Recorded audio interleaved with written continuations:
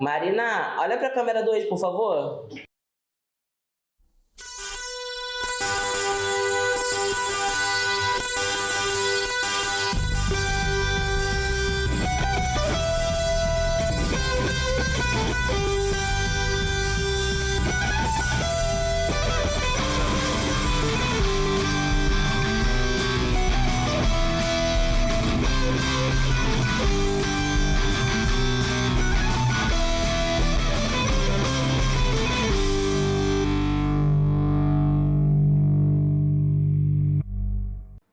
Gente, vocês foram na Flim? Acompanha com a gente como foi a nossa caminhada literária nesse evento que está comemorando 10 anos. Aposto que você não vai perder por nada, hein? Vambora?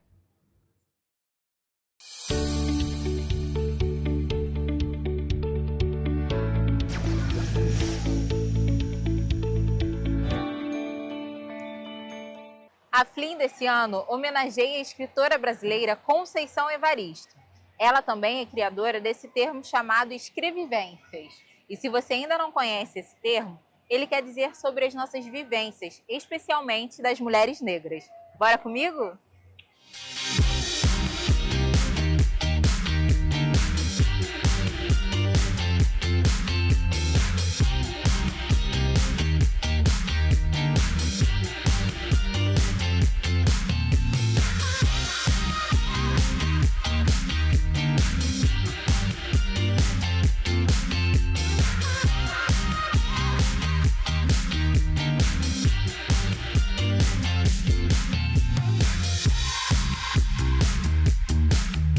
O livro de Conceição Evaristo, Olhos d'Água, já conquistou o prêmio Jabuti na categoria Contos e Crônicas, lá em 2015. Mas esse livro aqui conta e narra 15 histórias emocionantes que envolvem racismo e que são bem atuais nos dias de hoje. Então você não pode perder.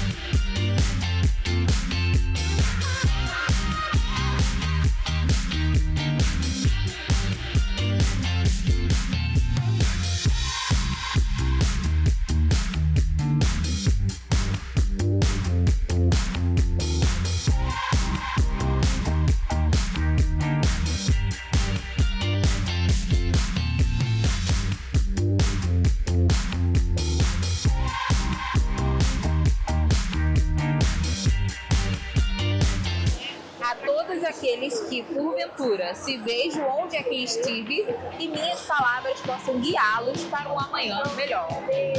Profundo, hein? Já gostei. Gente, que estrutura incrível! E aqui tem vários autores presentes, tá? Vem comigo que a gente vai ver muita coisa que tá rolando aqui ainda.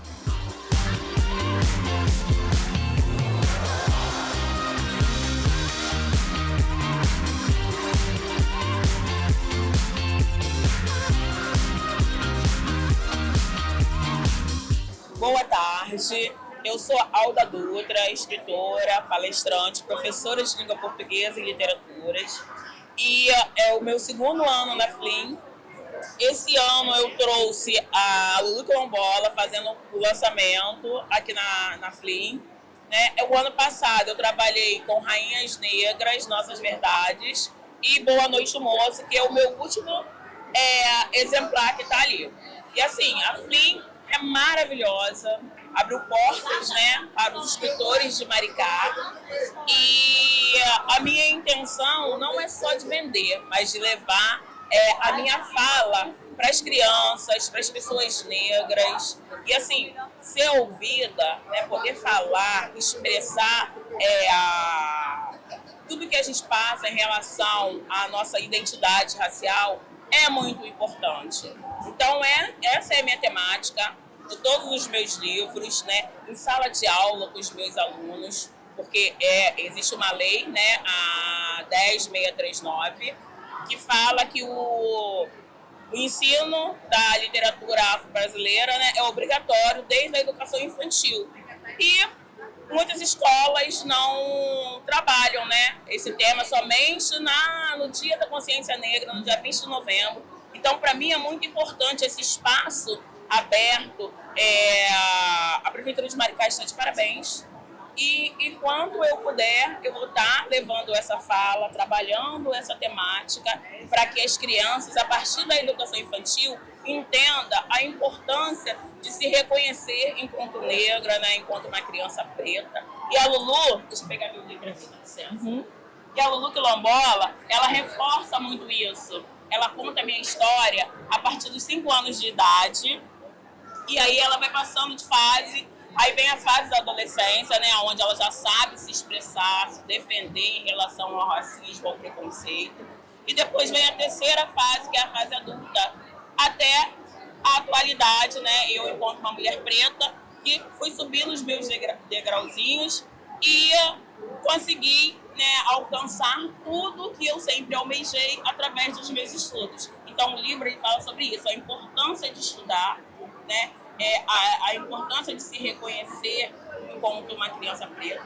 Tá? Muito obrigada mesmo, né, por essa oportunidade de poder estar falando e me expressando. Tá? E onde a gente te encontra? Oi? Onde a gente te encontra e tem acesso aos seus livros?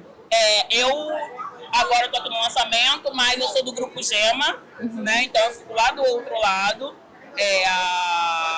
O meu Instagram é @alda.dutra, meu Facebook também e o meu... né? Você fala, não sei, gente, eu fiz agora. Tecnologia não é muito meu forte. É isso, gente. Valeu. Muito obrigada, tá bom? Tchau, obrigada a vocês.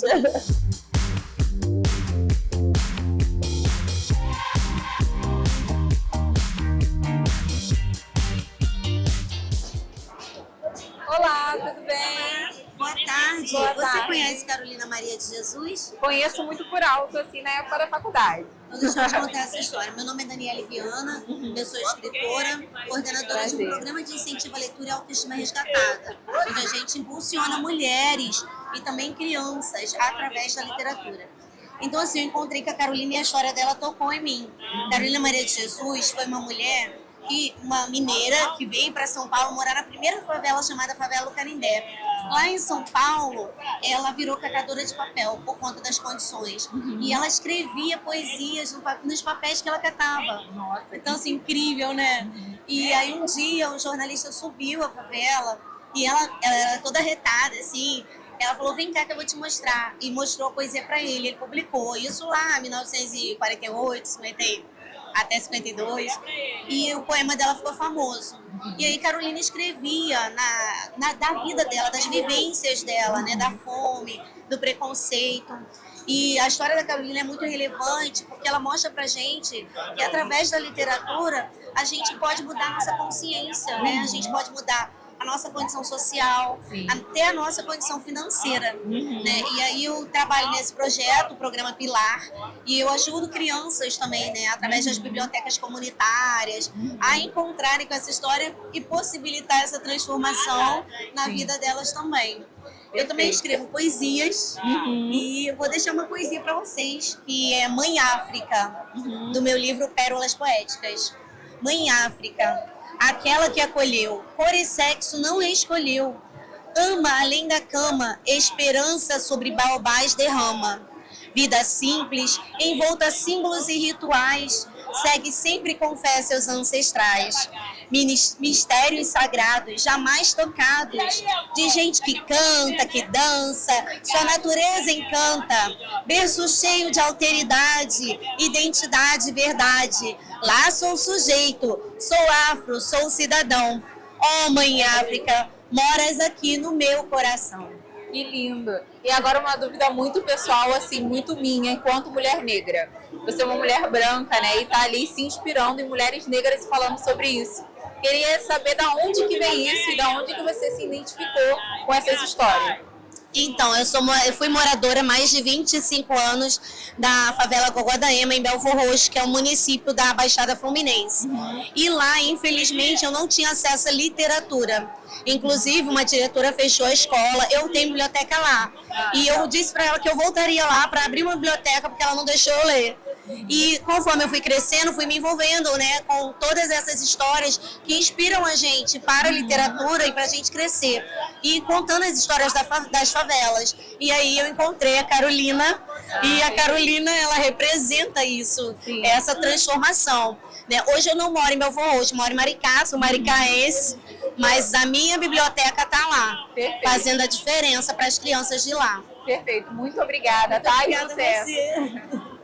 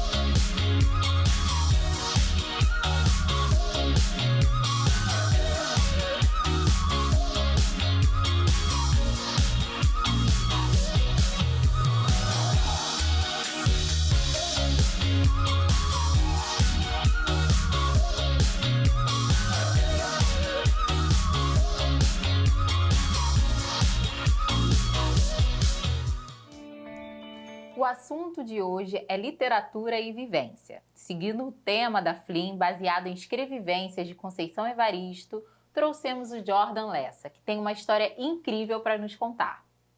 Tudo bem? Seja bem-vindo ao Revista, mais uma vez aqui nos nossos estúdios, né?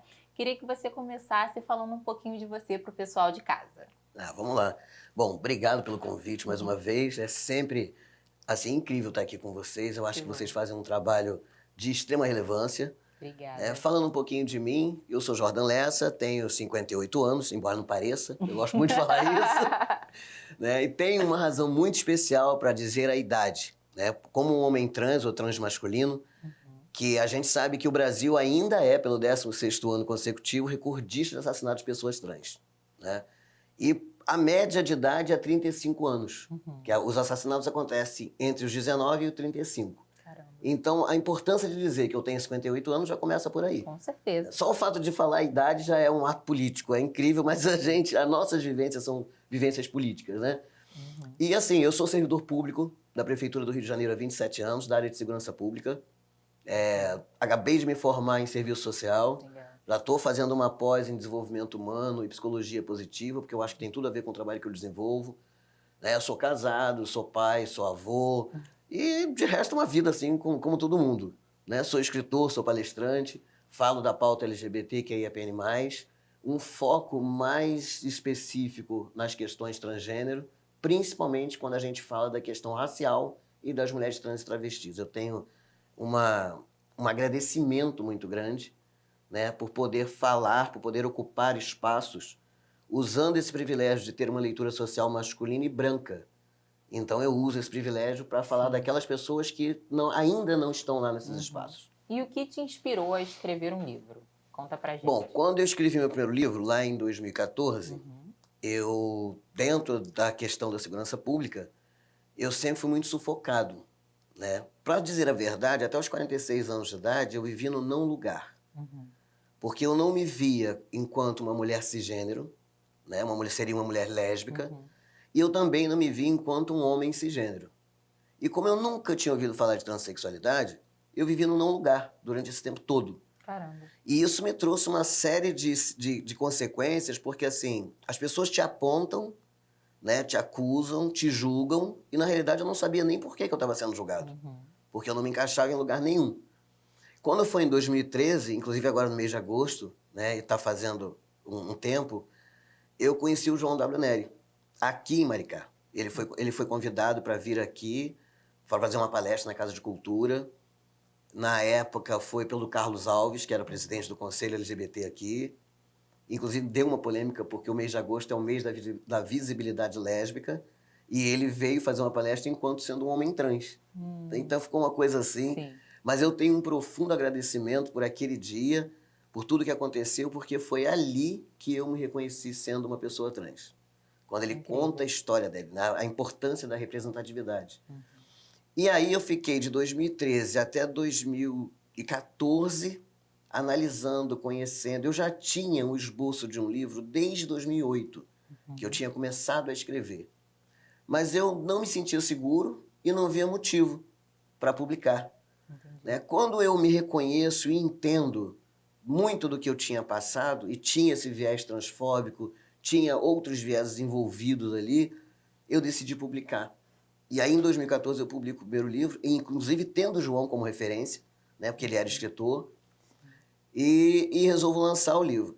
E aí, quando eu lanço, eu envolvo a instituição a qual eu sirvo nessa temática LGBT. E isso faz uma revolução tremenda no Rio. Né? Eu sou reconhecido como o primeiro guarda municipal transgênero da cidade do Rio de Janeiro. Nossa, que incrível. Então, isso mexeu com a estrutura de tudo no Rio. Sim. E aí eu tive a grata surpresa de ter outros colegas que chegaram para mim para me agradecer. E no primeiro momento, teve um especificamente que eu não entendia bem o que ele estava dizendo, mas ele me agradece e começa a chorar dizendo para mim assim, a partir de hoje, depois do que você fez, eu nunca mais vou precisar baixar a cabeça para ninguém. Nossa, que E forte isso. e aí ele me mostra uma foto, naquele momento ali, eu acho que começou a cair a ficha do que eu tinha feito, porque até então eu não tinha nem tanta essa noção. Sim. Né? Que Você quando representava, né? E quando a gente não escreve pra gente. Né? A gente escreve pro outro e escreve para pessoas que a gente nem imagina como é que a gente vai alcançar. Sim. E aí ele me mostrou umas fotos de como aquela pessoa era fora daquele âmbito, né, institucional. E é uma pessoa que se reconhece como mulher trans. E aí, por causa disso, eu descobri outros 5 colegas lá dentro. Caramba, Né? E a coisa começou a mudar. que incrível. E aí ele fala pra mim assim, quando ele me agradece pela minha coragem, eu olho pra ele e falo assim, olha, eu vou te falar uma coisa, na realidade, aos 46 anos, já quase 48, né, nessa época, eu não foi coragem. Chega um momento na vida da gente que é o ápice do saco cheio. Porque não tem mais nada pra fazer, as pessoas não têm mais por onde te sacanear. Sabe? E você precisa transbordar isso de alguma forma. E ao longo desses últimos 10, 12 anos, eu percebi que muitas outras pessoas precisavam fazer isso, sabe? Então, o caminho é esse, é uma escrita terapêutica, é o transbordar e ajudar o outro. Né? E para mim fez um bem tremendo. Então, começou lá em 2014 com o primeiro, de lá para cá eu já participei de várias coletâneas, eu já estou aí no 3º, 4º livro, né? E a gente continua caminhando, é isso. Isso que eu ia te perguntar, né? Desde 2008 você disse que já vinha fazendo ali alguns esboços, né, de livro. Até hoje, o que te mantém ali com essa escrita ativa? Olha, ao longo do caminho, algumas coisas mudaram, né? Porque assim, o primeiro eu falo das minhas origens, que até então eu não conhecia, né? Porque eu fui descobrir, eu já sabia que eu era que eu era adotado, um filho adotivo. Mas eu só descobri as minhas origens mesmo, eu já tinha mais de 50 anos. Então, no primeiro livro, quando eu falo das minhas origens, eu não tinha certeza de nada. E aí eu falo de uma adolescência muito conturbada, de uma infância muito conturbada, né, de uma juventude do não lugar. Aí a gente toca na questão de que crianças trans existem, não é uma invenção, não é de agora. Né? A gente toca na questão da descoberta na adolescência, que também não é uma incerteza, é uma falta de compreensão do que está acontecendo. E na idade já mais jovem, mais adulta, é o não se encaixar em lugar nenhum. Né? Então, tudo isso gerou o primeiro livro. A questão de ter passado por vivência em situação de rua, e sendo de uma família de classe alta média, né, morando em Copacabana, e eu dormia na praça a uma quadra de onde meus pais moravam.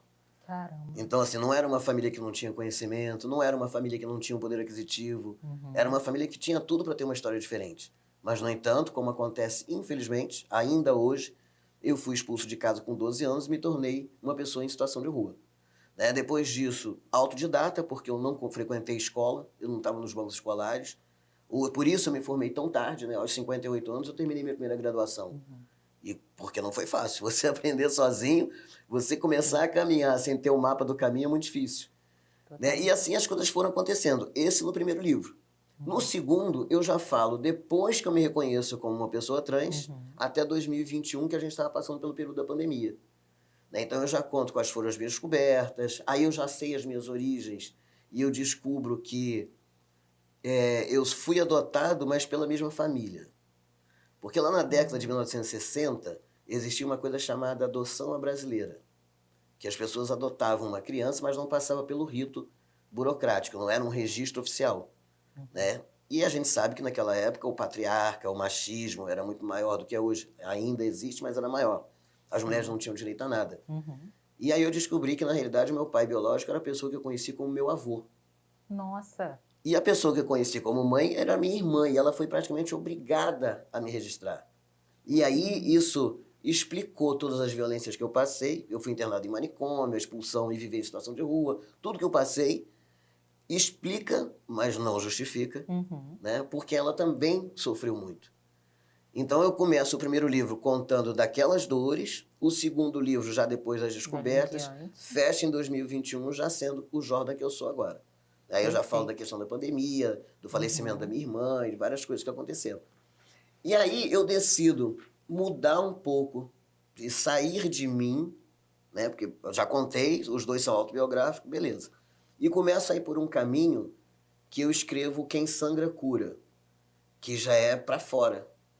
Né? Para dizer para as pessoas, não porque eu fiz, outros possam fazer, não é isso. Mas que existe essa possibilidade. Com certeza. De você transformar as suas dores em algo que vai ajudar o outro. Que vai transformar, né? né? E que te cura por causa disso. Aí eu tô nesse caminho. Nossa, muito forte essa história, hein? Caramba! E eu queria saber se você tem, assim, um livro que você recomenda à humanidade de ler. Aquele livro que não pode deixar de ler. Nossa, tem tantos, eu leio muito, né? Então, para mim, todos eles são muito importantes. Mas tem algum que virou alguma chave, assim? Cara, tem livros que, assim, 2 livros que me marcam muito. Um é o do Yuval Harari, que é o Sapiens, né? E ele tem outros, eu gosto muito da leitura dele. São livros muito grossos e as pessoas ficam assim, bom, mas é muito grosso para ler, mas vale muito a pena. E tem a coletânea do 1808, eu esqueci agora o nome do autor, que ele conta a história do Brasil com outro olhar. Legal. Então eu acho muito interessante aquela história que não é contada na escola, né? E obviamente os meus. Claro, né? Eu tô aqui esperando. Falei, ué, gente, ele não vai os falar. meus, né? Os meus, Sim, porque eu com acho certeza. que desperta muita coisa ali, sabe? Eu trago reflexões do dia a dia, do que acontece. Por exemplo, tem uma história no último, que eu acho que eu conto no último, que aqui em Maricá aconteceu um fato muito interessante, que eu falo assim, o que acontece na vida de uma pessoa transgênero é simplesmente surreal, uma pessoa cisgênero, né? Que aí tem a questão do cisgênero e transgênero também, que eu já falei da outra vez, Sim. que as pessoas não imaginam. Por exemplo, quando eu me casei pela primeira vez, era um casamento homoafetivo, porque eu ainda não tinha feito a transição, então era o casamento de 2 gêneros femininos. E Sim. foi aqui em Maricá. Foi em 2013, quando teve aquele primeiro casamento do governo do Estado. É que em 2011 o STF autoriza a união estável, em 2013 autoriza o casamento civil. E eu me casei naquele casamento coletivo. Quando foi em 2016, a minha ex-esposa pede o divórcio. Eu não sei, teve outros fatores, mas a transição foi um fator também marcante. Porque ela é uma mulher lésbica e eu deixo de ser um objeto de desejo a partir do momento que eu tenho uma leitura masculina. E a gente acaba se separando. E aí, quando a gente vai fazer o processo de divórcio, que também foi aqui em Maricá, o processo da minha retificação de nome e gênero estava correndo também aqui na comarca de Maricá, que naquela época ainda era uma ação judicial, não é como hoje que é no cartório. E aí nós fomos na Defensoria Pública, a defensora Na hora de assinar a papelada lá, eu olhei e falei assim, caramba, agora a gente tem um problema aqui. Ela, qual? Porque o meu processo de retificação de nome e gênero está correndo nessa mesma comarca. Se sai antes da verbação do divórcio, a gente vai ter que fazer 2 processos depois em Nossa. separado para poder fazer o divórcio. Então, isso ia dar uma outra Sim. ação judicial, né? Mais 2. Uhum. Aí eu olhei para ela e falei assim, vamos fazer o seguinte, eu sei que não é praxe, mas tem como você fazer 2 documentos de igual teor. Eu assino um com o nome antigo e assino outro com o nome que está para ser mudado. Uhum. Na época que saía as sentenças, o que saía primeiro já está aqui assinado. Uhum. Ela olhou para mim e falou assim, pois é, eu já vi de tudo aqui em Maricá, mas nunca casou 2 para separar 3. Meu Deus, Assim, que loucura. porque ele casou, né, a Jo Aham. e a outra pessoa. Sim. E para separar era o Jordan, a Jo e a outra pessoa. Sim. Então casaram-se 2 e estavam separando 3. São essas reflexões, de uma forma leve, Aham. que eu trago para as pessoas pensarem. Sabe? Quando falam em relação a banheiro, quando falam em relação do que essa mudança provoca, o que é que é um nome para gente, né? Então tudo isso eu venho trazendo nos livros, mas de uma forma bem suave. Perfeito. Aqui na cidade a gente tem um evento muito importante, né, que é a FLIM. Queria que você falasse um pouquinho sobre esse evento e também deixasse um recado para quem deseja um dia ser escritor. Gente, a FLIM, ela está fazendo 10 anos esse ano, se eu não me engano. Eu estou participando tem 3 anos, Que incrível. né? Porque em 2021, 2020, foi no meio da pandemia, e nós estávamos todo mundo em casa, né? Que a gente não tinha certeza do que ia acontecer no dia seguinte. Uhum. Nem 5 minutos depois a gente tinha certeza, estava todo mundo muito amedrontado com tudo. E aí eu conheci uma pessoa aqui em Maricá, que é o Wilson, e ele funda a Proverbo, que é a primeira editora de Maricá. Maricá não tinha editora nenhuma até ele ter essa ideia lá em 2020, porque a esposa dele tinha escrito um livro, a filha dele escreveu um livro, e dali surge a ideia dele fazer uma editora. Uhum. E aí eu fui apresentado ao Wilson pelo pessoal, pelo Newton, que é poeta, é daqui também de Maricá, e ele me apresenta o Wilson, a gente começa a trocar uma ideia, e eu falo, cara, eu acho que eu quero publicar com vocês, porque eu acho importante a gente fortalecer o que temos na cidade. Uhum. Mas o Wilson, ele não tem uma linha editorial LGBT. Né? Os que eu lancei antes foi para uma editora no Rio, que ela tem uma linha editorial, inclusive eu tenho também um agradecimento enorme a eles, a Leia, a Malu, que são da Metanoia, também gosto muito delas. Mas nesse momento eu queria vir para Proverbo porque eu queria estar em Maricá, né? Para fortalecer Maricá, para fortalecer a editora aqui. Mas sem uma linha LGBT, eu falei, caramba, vai ser difícil. Mas vamos lá tentar. Aí fui conversar com o Wilson, expliquei para ele, mostrei para ele o esboço do segundo livro. Mostrei ele o primeiro, para ele entender do que eu estava falando. O segundo livro, e ele abraçou a ideia. Que incrível. E no início foi uma luta, porque tem uma pegada de outros vieses ali misturados, e as pessoas assim, não, mas como assim você vai lançar um livro de um homem trans? Uhum. Como assim você vai lançar uma questão LGBT? Sabe, eu tenho um agradecimento enorme a ele, porque ele abraçou essa ideia comigo. A Proverbo, ela tem como missão dar voz a todo mundo, sabe? E ele me abraçando, me acolhendo, e a gente fazendo essa publicação, ele fez valer isso. Total. Agora, no último 16, tem até aqui, ficou a bolsinha deles, a editora Proverbo, Que 5 linda. anos, ficou muito bonita, né? Uhum. Ele fez aqui um livro em comemoração a esses 5 anos, que é essa página aqui, não sei se está dando para ver bem, e aí ele faz um capítulo aqui falando a capa do meu último livro, e ele coloca aqui, ó, vozes que resistem e desafiam. Então isso aqui é uma grande vitória. E os seus livros também, se você puder mostrar. Tem aqui a capa do último, né, que está aqui, que é o Missão Vencer, Nós Não Nascemos para Ser um Nada, e aí na nova edição já vem aqui como Gratidão, que é onde eu conto da transição para cá. Perfeito. Eu queria só citar esse aqui, que também é muito importante, é o Dr. Benjamin Almeida Neves. Esse cara, ele é o primeiro homem trans no Brasil a ser 2 vezes doutor. E esse livro é o trabalho de conclusão de curso dele, do mestrado, do doutorado dele, do segundo. E aí ele fala de transmasculinidades na literatura. E ele cita Anderson Rezer, que foi o autor de A Queda para o Alto, lá na década de 80. Eu era adolescente quando ele foi lançado esse livro. E foi um dos primeiros livros que eu li. Depois ele fala de João W. Nery, que nos deixa em 2018, né, que foi a minha referência. E ele me cita também falando dos meus livros. Então, assim, isso é motivo de muito agradecimento. Claro. Sabe, de uma gratidão ao universo, de saber que eu estou no caminho certo, que a gente está construindo um legado, da importância que isso vai ter, por mais que a gente, de repente, nem ache agora muito, né? Porque eu falo, às vezes a gente faz uma ação e a ficha não cai de imediato. Mas aí lá na frente você vai ver, Você caramba, vai aquilo colher que eu os fiz. frutos, né? Exatamente, né? Sim, Eu, às vezes, nem colho os frutos, que eu falo que nós somos semeadores. total. Né? Eu colho os frutos daquele que semearam antes e eu estou fazendo a mesma coisa, semeando para que outros colham também. E assim a gente vai avançando. Perfeito. Tem alguma coisa em vista? Onde a gente consegue acompanhar aí seus próximos passos? Né? Eu estou tocando 2 projetos que é sobre escrever. Um é para que a pessoa... Porque eu conheço muita gente que escreve e bota na gaveta, como aconteceu comigo. Né? Porque publicar não é barato. Parece que da pandemia para cá ficou até mais caro a publicação. E aí a gente tem a possibilidade de lançar mão do digital, porque tudo hoje está no digital. Até para que você se capitalize para depois lançar o livro físico. Então eu tenho a proposta que a pessoa escreva e use as inteligências artificiais para facilitar as vendas, né? E eu ensino como fazer isso. E tem um voltado para as mulheres. Porque assim... A gente escutou muito das nossas bisavós, das nossas avós, das nossas mães. Né? São as mulheres que contam as histórias. A oralidade está ali.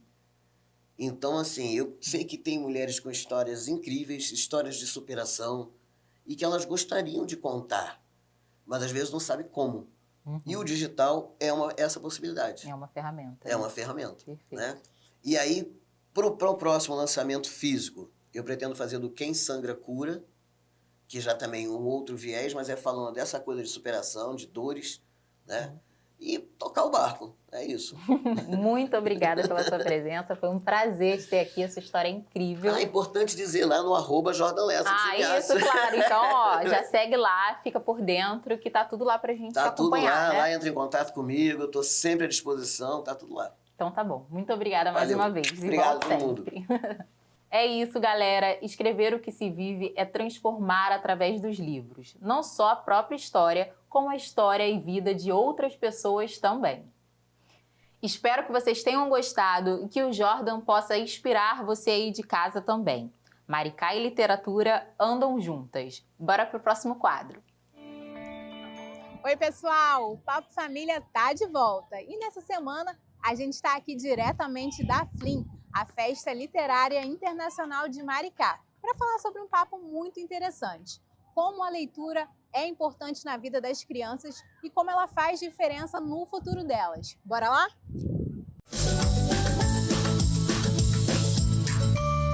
Gente, olha que surpresa especial. Tava eu aqui passeando pela FLIM e encontrei o Rian Maciel, de apenas 12 anos, que vai lançar o primeiro livro dele aqui na nossa cidade. Né, Rian? Sim. Conta pra gente, como que surgiu a ideia de lançar um livro assim tão novinho?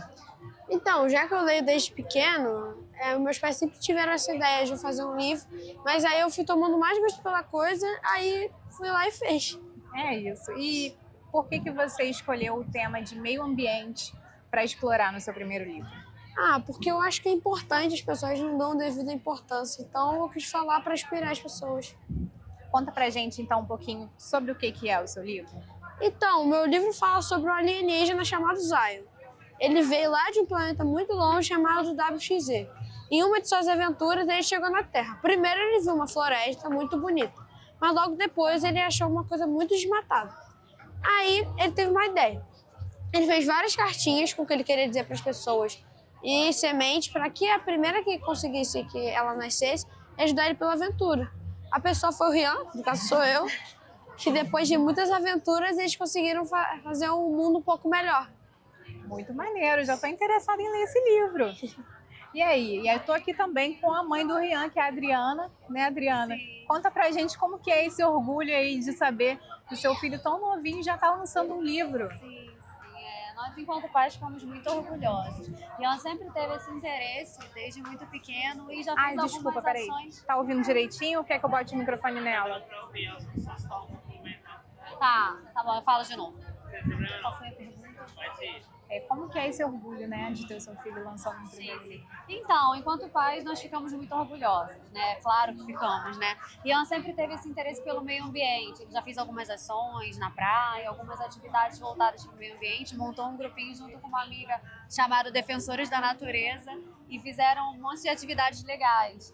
E aí, com essa relação com a leitura que ele sempre se interessou, a gente decidiu fazer esse livro, né, filho? E era engraçado, Gabi, porque ele escrevia, ele começou a história a partir de um trabalho de inglês, e aí ele escrevia a história e às vezes perguntava o que eu estava achando, eu falava assim, legal, mas por que você não faz? Não, mãe, não, eu vou fazer assim. Então, assim, é uma história independente, foi ideia dele, ele é muito criativo, criança, né? Então a gente só orgulho, nós somos só orgulho, né, filho? E como que vocês fizeram para introduzir a leitura desde o início da infância dele? Como é que foi esse processo? Desde bebê, desde a gravidez que eu lia pra ele, né, achando que pra ele se familiarizar com a minha voz e tal. E quando bebê, a gente começou a ler em casa, a fim de estimular as cores, né, o desenvolvimento dele. Eu sempre lia passando o dedo, assim, nas palavras. E aí, todo dia. E aí ele foi crescendo, se interessou muito, ele começou a ler cedo, nós descobrimos que ele estava lendo, muito pequenininho, né, filho? E aí esse interesse foi seguindo, sempre assim, qual presente você quer ganhar? Um livro. O que você quer? Eu quero um livro tal. E a gente, enquanto pai, estimula, né? Ideias legais, coisas legais para o desenvolvimento dele, a gente estimula. Né? Agora, você imaginava que isso ia culminar nessa paixão tão grande assim pela literatura? Não, e em casa é engraçado, porque, por exemplo, agora ele está lendo 8 livros diferentes. E a gente fica assim, puxando, Ian, calma, Ian, vai fazer outra coisa, vai se distrair. Meio que virou um hiperfoco, sabe? E a gente fica puxando, assim, porque tudo tem que ter na vida equilíbrio, né? Mas ele gosta muito, ele fica feliz, né? É verdade. Então deixa pro pessoal um convite aí para o pessoal conhecer o seu livro. Então vem aqui pra Flim, que às 4 horas eu vou fazer o meu lançamento bem aqui da Flim. Você entra na tenda, você já vai ver eu lá. E pro pessoal que quer ler o seu livro, como é que a gente faz para procurar ele na internet? Então, você vai lá na minha bio do meu Instagram, que é rianmaciel_escritor. Que aí você clica lá e te leva pro site da editora, que aí lá você vai conseguir comprar. E sou pela página da editora também, Editora Azul de Saturno. Tá ótimo, maravilha. Obrigada pela entrevista, tá? Então, gente, muito obrigada pela entrevista e um ótimo lançamento de livro, muito sucesso para vocês. Tá bom? Gente, vem pra Flim. Tchau, tchau.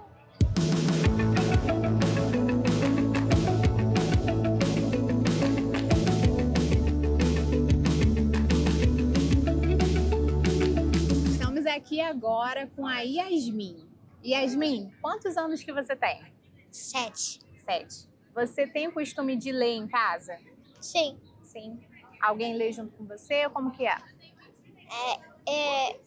Na hora de dormir, eu leio um pouquinho no meu quarto sozinha. Ai, que maravilha! E que tipo de livros que você gosta de ler? Você tem algum livro favorito? Tem. Qual? Matilda. Matilda? Fala sobre o quê? Sobre uma menina que ama ler e é muito boa em matemática. E ela tem um superpoder que é levitar as coisas, eu acho. Uau! Bacana! Estamos aqui com a mãe dela também. Como é que é o seu nome? Isolda. Isolda, como que foi colocar na vidinha dela a leitura? Então, a melhor coisa que a gente faz é ler, né?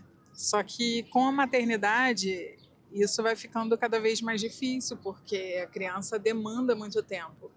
Então, primeiro, a gente não fica o tempo todo vendo TV ou celular, né? A gente tenta focar bastante na leitura desde sempre. A gente assina clube de leitura para ela desde os 2 meses de idade, né?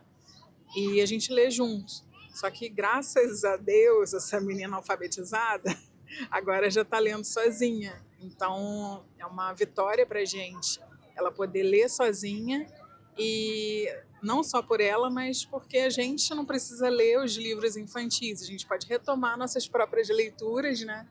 E isso é alegria dupla, né? Estão celebrando uma nova fase, então, Com né? certeza. Que maravilha. Parabéns, então. Obrigada. Tá bom? Muito sucesso aí nas leituras. Obrigada.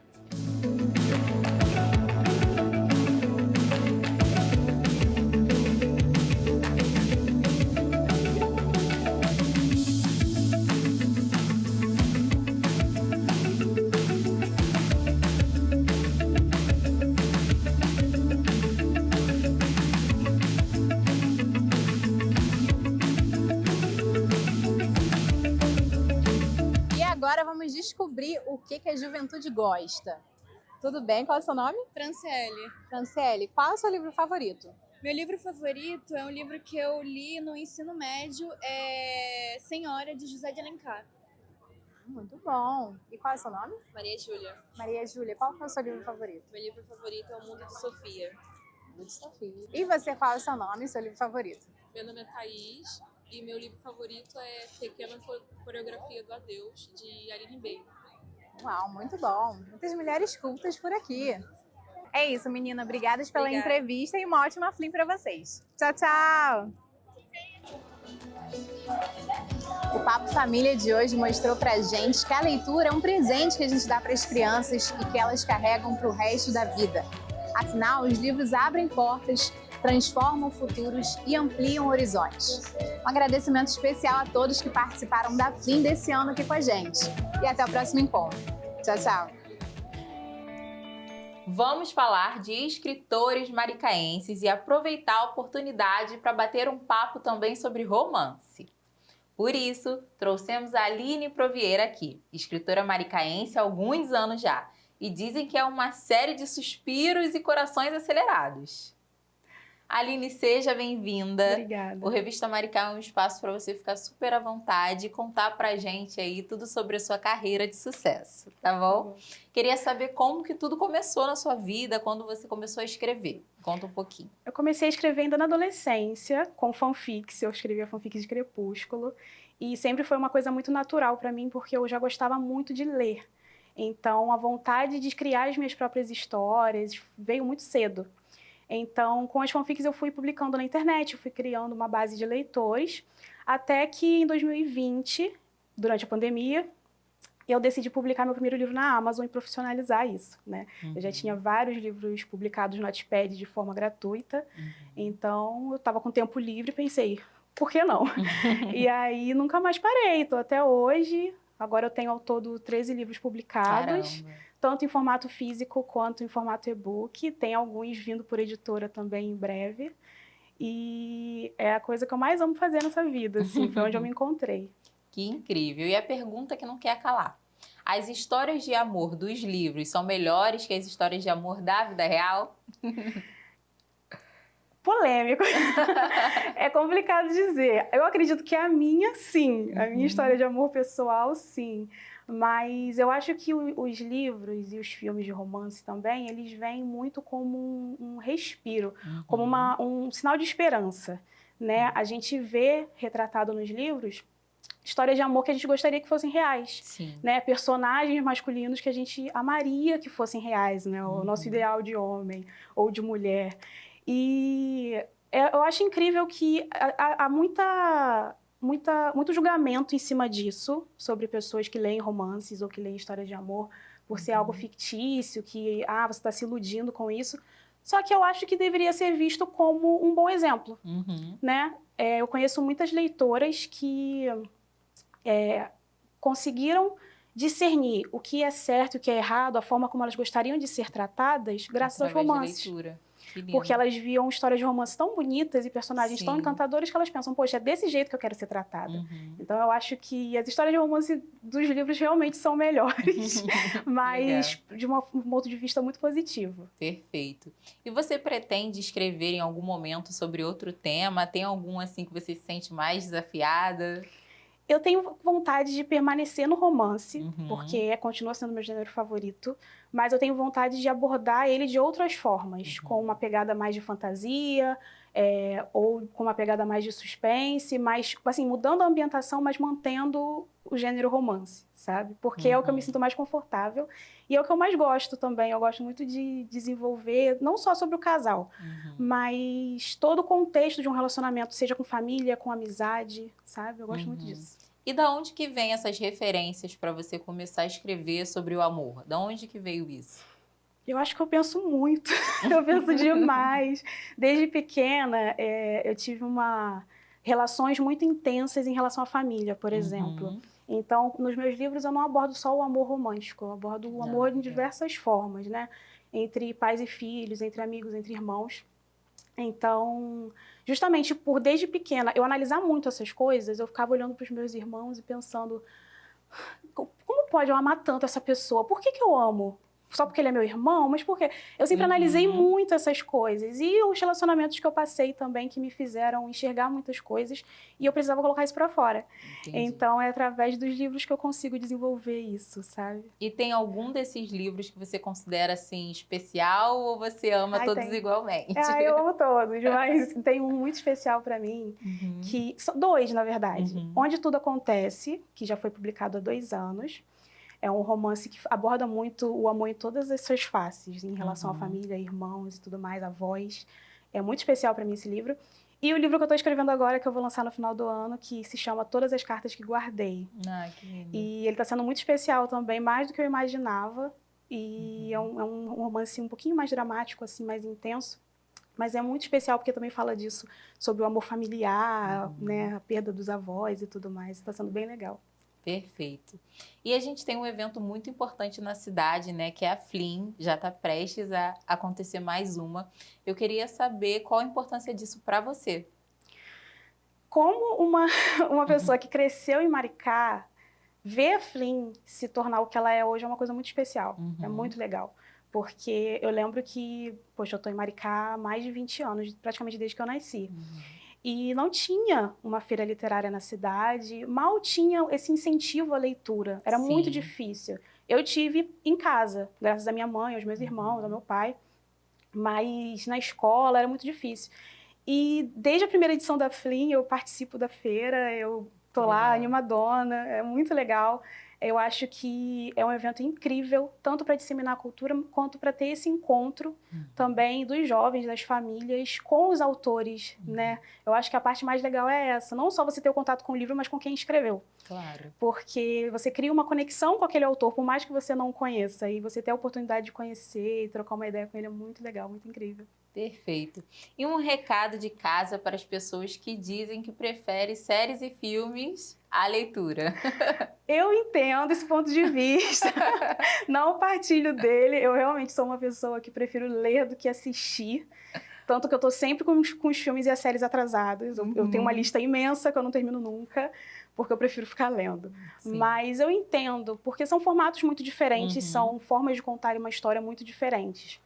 Então, eu não julgo quem prefere assistir séries e filmes. Eu acho que toda forma de contar histórias é válida. O conselho que eu sempre dou para quem tem essa dificuldade em iniciar o hábito da leitura é justamente usar os filmes e as séries como parâmetro. Então, se você gosta de assistir filmes de suspense ou de ação, procure um livro com esse gênero, com esse tipo de história, porque por mais que você tenha dificuldade no começo de começar a manter o hábito, né, uma página por dia e tudo mais, a história vai te prender, porque é o tipo de história que você gosta de consumir. Então, eu acho que existe essa disputa, né, entre livros, que livro é chato, que filme é melhor, mas eu acho que dá para unir os dois muito bem. Eu amo filme de romance e amo livros também. Desde pequenininho eu sempre li, choro lendo as páginas e acredito muito no amor. Eu acho que isso que importa também, Com né? certeza. Poderia ficar aqui conversando com você até amanhã, mas o nosso tempo é curto, a gente tem que correr com o programa, tá bom? Muito obrigada e volte sempre. Obrigada a vocês. Galera, vocês preferem viver ou ler esses romances aqui, hein? Vamos manter viva a paixão pela leitura e aproveitar para dar um pulo lá na Flim? Bora com a gente? Tchau, tchau! Em ritmo de Flim, eu te pergunto, você já se pegou preso em um livro daqueles que te transportam para outra realidade? Nas dicas de hoje, não poupamos tempo na biblioteca. Filmes e séries que mostram a força da literatura, a importância da leitura e como as histórias podem mudar vidas. Alô, coordenador do estúdio, roda os filmes aí! Em A Menina que Roubava Livros, durante a Segunda Guerra Mundial, Liesel, uma jovem alemã, encontra refúgio na leitura. Em meio ao horror, ela rouba livros para escapar da dura realidade e compartilha as histórias com quem ama. Uma história sobre resiliência, imaginação e a força das palavras. Ela rouba livros em plena guerra. Eu mal conseguiria pegar mais de 2 livros na biblioteca lá na época da escola, gente. Um professor de literatura, John Keating, inspira seus alunos a pensarem por si mesmos. A tradição da escola rígida é desafiada pelo poder da poesia, levando jovens a descobrirem sua voz e sua liberdade. Carpe Diem virou um mantra para uma geração. Carpe Diem, ele disse, mas nunca pegou um trânsito na Avenida Brasil. A história de Dora, uma ex-professora que escreve cartas para analfabetos na Estação Central do Rio. A literatura aqui não está em livros, mas nas palavras que conectam pessoas, destino e esperanças. Um clássico brasileiro sobre humanidade. Se a Dora fizesse isso hoje, já tinha um perfil no TikTok com 1 milhão de views, gente. Fica a dica, hein? Charlie é um jovem introvertido que encontra na leitura e nos amigos um refúgio para as suas dores. A história mostra como os livros e a amizade podem ser a salvação em meio às dificuldades da vida adolescente. Ele lê, escreve e ainda vive dramas de adolescente. Eu mal conseguia terminar o meu diário lá em 2007. Após um romance de adolescência, Michael descobre anos mais tarde que sua amante escondia um segredo marcante. No centro dessa história, a leitura se torna um instrumento de redenção, memória e dor. Um drama poderoso sobre a culpa e o poder da literatura. Nesse filme, ler muda destinos. E se você começar aquele livro que está lá, parado na sua estante hoje, talvez a sua vida também possa mudar. Baseado no clássico Anne de Green Gables, a série mostra uma jovem órfã, cheia de imaginação. Os livros, a poesia e as palavras se tornam sua forma de reinventar o mundo e encontrar o seu lugar nele. Um tributo à força da criatividade. Anne inventa um universo inteiro na cabeça dela. Eu não sei o que faria com uma habilidade dessa, gente. Então, qual dessas histórias mais tocou você? O drama de Liesel, a poesia de Keating ou a esperança de Charlie? O importante é lembrar, a leitura muda vidas, seja num clássico brasileiro ou numa série adolescente. Galera, e esse foi o nosso rolê pela Flim. Eu espero que vocês tenham gostado, porque a gente amou e vai guardar esse momento com muito carinho e emoção. Gente, eu ainda lembro da primeira. Tchau, tchau!